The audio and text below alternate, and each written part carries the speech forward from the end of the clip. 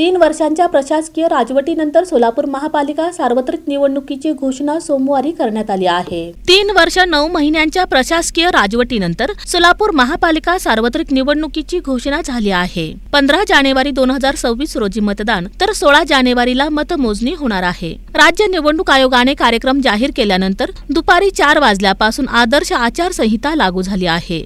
महानगरपालिकेच्या 102 जागांसाठी व 26 प्रभागात ही निवडणूक होणार असून अंतिम मतदार यादीत एकूण 9,24,706 मतदार आहेत।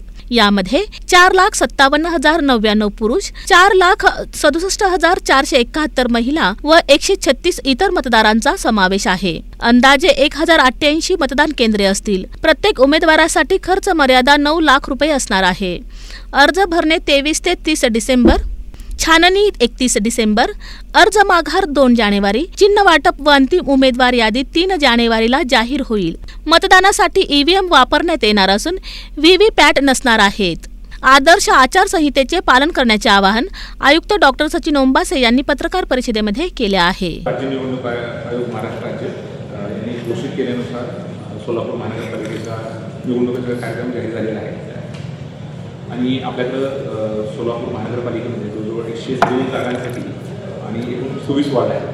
त्याच्यासाठी मतदान जे आहे त्याची प्रक्रिया सुरू झालेली आहे आणि आपल्या आयोगाचा जो त्यांनी जे आपल्याला शेड्यूल शेअर केलेलं आहे त्यानुसार नामनिर्देशन पत्र दाखल करण्याचा कालावधी 23 डिसेंबरपासून 29 डिसेंबर आहे। त्यानंतर त्याची छाननी 31 डिसेंबर रोजी होणार आहे। त्यानंतर पुढचा कार्यक्रम डिटेल दिलेला आहे। त्यानंतर निवडणूक चिन्ह नेमून देण्याचा दिनांक 3 जानेवारी आहे आणि मतदानाचा तारीख आहे ती 15 जानेवारी 2026 आहे आणि मतमोजणी व निकाल जाहीर करण्याची तारीख 16 जानेवारी आहे।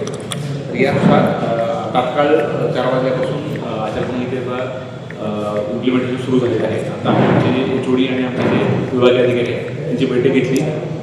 जे असलेले जे वेगवेगळे फलक असतील, बॅनर असतील ते तात्काळ काढण्याची सूचना दिलेली आहे। 24 तास आपल्याला रिपोर्ट द्यायला असतो त्यापूर्वी किमान 50-60% फलक काढले जावे आणि ते कव्हर केले जातात। जे वेगवेगळे जे उद्घाटनाचे फलक, भूमिपूजनाचे फलक असतात। आपल्याकडे आजच सकाळी आपल्या माहितीचं सांगतो की जी वार्डी जी मतदार यादी आहे ती पब्लिश झालेली आहे। त्याच्यामध्ये एकूण 9,24,706 एवढे आपले मतदार निश्चित झालेले आहेत आणि जवळजवळ अंदाजे साधारणतः 1,088 आसपास मतदान केंद्र येतील अशी शक्यता आहे। ती यादी 27 डिसेंबरपर्यंत पब्लिश होईल। या पत्रकार परिषदेस अतिरिक्त आयुक्त संदीप कारंजे, वीणा पवार, सहाय्यक आयुक्त गिरीश पंडित आदी उपस्थित होते।